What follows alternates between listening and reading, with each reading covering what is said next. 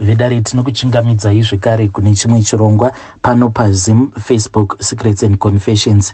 Tadzoka zvekare nemamwe mamessages. Hanzi makadii zvenyu mukomanashi, ndinokumbirawo kuti munge muchindiposterawo nyaya yangu makaviga chitupa changu. Mukoma, please napota zamai kuti munge muchikasika kupostawo nyaya yangu because ndiri pamahwani kuno kumudzimai wangu handichazivi kuti mweya here wakamubata, but mudzimai wangu iye kuteerera haachamboteereri. Muone zvenyu pandakamutora uyu mudzimai wangu patainge tichiri mukomana nemusikana, amai vangu vakatombondiyambira vakati munhu wako uyu wawatora uyu wadii wasarudza nhingi uya, apa vainge vachireva umwe musikana uyu ainge akazvishatira zvake mukoma zvekuti ndaiti kana ndikamuona ndaipfira mate pasi because ainge ari very ugly mukoma. Apa uyu wandainge ndichirambidzwa nanhasi uno kunyange zvedu takura, inini ndine makore 44 iye ane makore 43, saka handizivi kuti nyenhau yekuti takangosiyana negore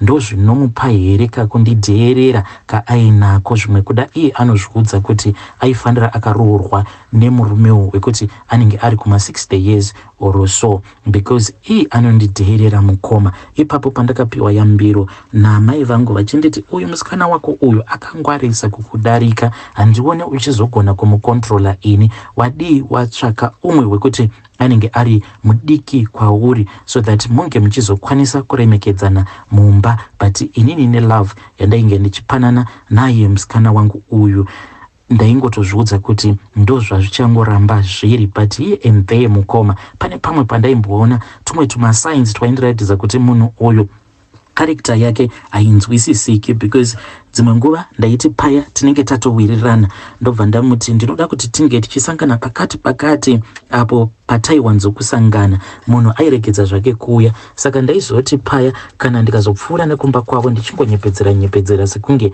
pane zvandinenge ndichidawo pamba pavo, munhu ndaizoti kana ndamudhonzera pasaidi ndotaura naye munhu aindikanda rafu mukoma obva atonditi iwe unofungidzira kuti muraini rino ndiwe wega mukomana here anondinyenga?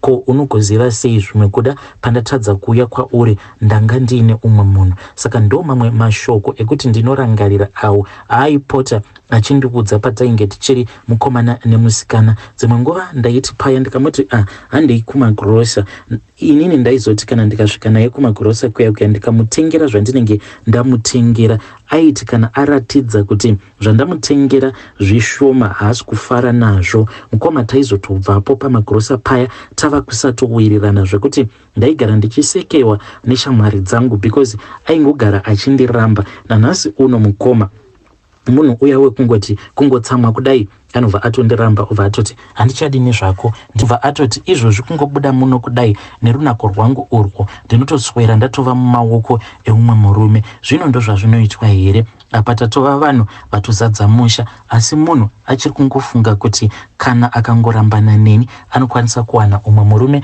ari beta. Anoti inini handina laki remari ende nerunako rwake anodhisevha kuti ange achigara nemurume ane mari. Mashoko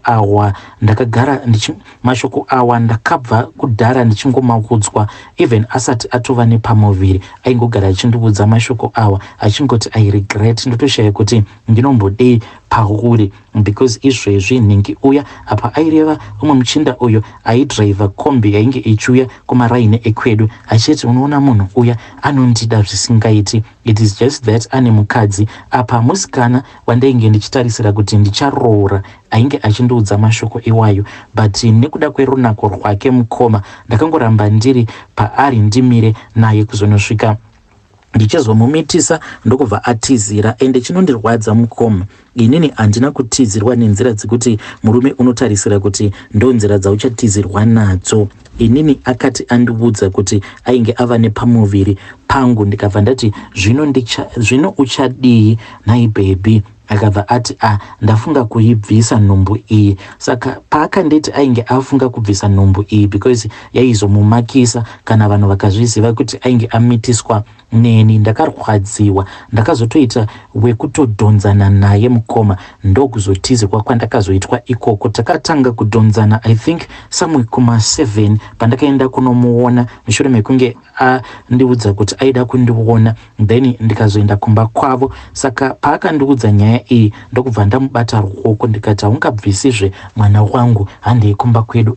Munhu akatsika madziro kutoita sekunge acharidza mhiri, ndokubva ndazomuvhara muromo. Takakakatana mukoma kubva pamba pavo tichiuya kumba kwedu, but paisambova nedistance ye more than 30 minutes, but takadhonzana kubva panguva iyoyo around 7 tichizonosvika pamba pedu somewhere kuma 10:30 apa tainge tazara huruva because taitoita tichiwisidzana pasi, munhu asingadi kuita mudzimai wangu, but ndaingozviudza kuti munhu uyu ndewangu, ndinomuda, iye anondida. Handina kukwanisa kuridha masigns kuti zveshuwa munhu uyu zvaaitombopota achindiudza kuti iwewe handikudi, it is just that ndakangokudawo by mistake, plus ndinokunzwirawo tsitsi, ndokusaka ndichingoramba ndichidanana newe, but maybe ndaifanira ndakaroora mukadzi uyo wandakanzi naamai vangu uyu ndiye anoita.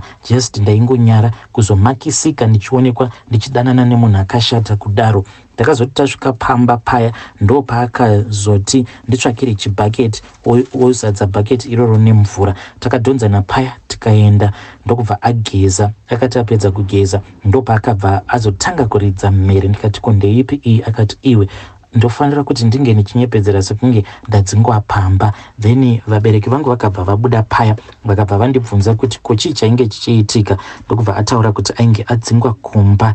Ndo kupinda kwatakaita mumarriage ikoko, munhu kuzonosvika ndichizomuroora, but ndaingova munhu wekuti ndaingogara ndakashoreka. Ndaiti chandinenge ndapinda nacho mumba, munhu aiti kana akachigamuchira kudai akatarisa receipt aibva achikanda uko, dzimwe nguva obva atanga kuchema, but zvakazoita hazvo zvichipera pashoma pashoma.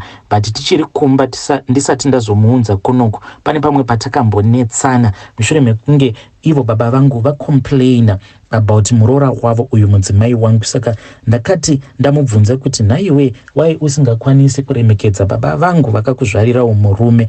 Then iye akabva ati kwandiri, ini handikontrolewi nemarombe. Saka word iri rekuti handikontrolewi nemarombe, musha uno uzere marombe, rakandibata kuti shuwa ndotukirwa baba vangu nemukadzi wangu kuti baba vangu irombe. Zvinhu zvakandirwadza, ndokubva ndamboita sekunge ndainge ndaignore, ndakatombofuratira mhuri yangu mukoma nekuda kwemashoko awa andainge ndaudzwa nemukadzi. Ndiri kuno ndaingotaura nababa naamai vangu, ndaitiwo zvandinenge ndatumidzira, iyewo vaizotiwo kana vatenga vozomukamurirawo zvekuti ange achizotyawo nevana. But at that time ndainge ndafuratira. Munhu ndopaakabva aita sekunge ainge ava munhu right. Pandakazodzokera kumusha ndokubva ndazodzoka nemhuri yangu, but mukoma I regret kuunza mukadzi kuno kuJoni because hunhu huya uhwo wataitirana patainge tichiri mukomana nemusikana. Iko zvino zvomukoma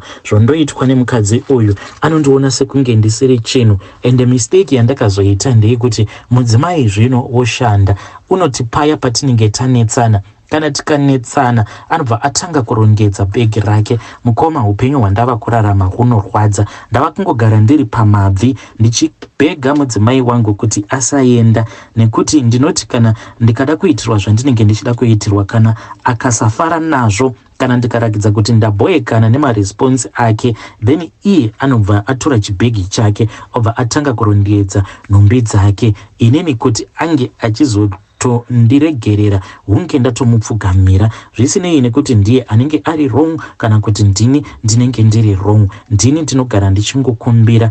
Ende mukoma, zvinondirwadza ndezvekuti mudzimai wangu ndava kutanga kumuburitsira misodzi pose pandinenge ndichimukumbira kuti asaenda, ende dzimwe nguva tinokwanisa kutondundurudzana usiku hwose zvekuti mangwana uchizoenda kubasa unenge uchinzwa hope tarara tichingondundurudzana tichitorerana makii, because iye anenge achiti ndisiye ndibude ndiende, ndisiye ndibude ndiende, uone kuti handikwanisi kurarama here. Apa ndava kuona kuti ndakaita a very big mistake yekuunza mukadzi muno muJoni, because now ava nemukana uyo waainge asina kumusha uko. so now ava kukwanisa kushanda ende anotoziva kuti inini ndini ndakatomubata kuti asakwanisa kuenjoya upenyu hwake sematauriro acho awo aanoita apo patinomboita sekunge tinenge tichinetsana. Anenge achiti handikachembere ini ndisina kumbogara ndafarawo, ndikuda kumbofara, ndaneta nema stresses,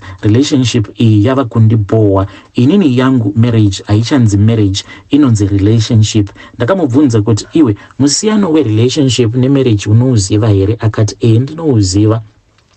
Haisisiri marriage but yava relationship kwandiri. Akabva anditi kana ukaramba uchindibhowa relationship iyi ichapedzisira yava friendship. Ndizvowo zviri kukumba kwangu izvi. Hama handina kana kumbogara ndakadzizivisa nyaya idzi. Vamwewo vari munharaunda shamwariwo ndo dzinongoziva kuti ndo zviri kuitika kwandiri izvi. Handiziviwo kuti ndingabatsirikana sei. Handizivi kuti mudzimai wangu ndingagara naye pasi sei kuitira kuti tikwanise kunzwisisana because nezvake ndichiri kuda, but iye it seems as if haana kana kumbogara akandida. Please ndibatsireiko, ndiudzei chokwadi chenyu nekuti chokwadi ndo chinokwanisa kutondibatsira pari zvino. Vedari ndo message iyo yandakatumidzirwa ichibva kuna mukoma vedu. Hanzi ndiudzeiwo chokwadi, musandibhabhadzira nekuti chokwadi ndo chinokwanisa kundibatsira pari zvino. Hanzi yangu yakabva mumarriage ikapinda murelationship. Pari zvino iri murelationship, mukadzi anoti iye kana ukaramba uchindibhowa ichabva murelationship yobva yapinda mufriendship. Vakadzi munoshainirei kudaro? Zvakangoma hazvo vedu kwe. Hanzi zvimwe kuda ndakamanikidzira rudo pandainge ndisingadiwi. Yo.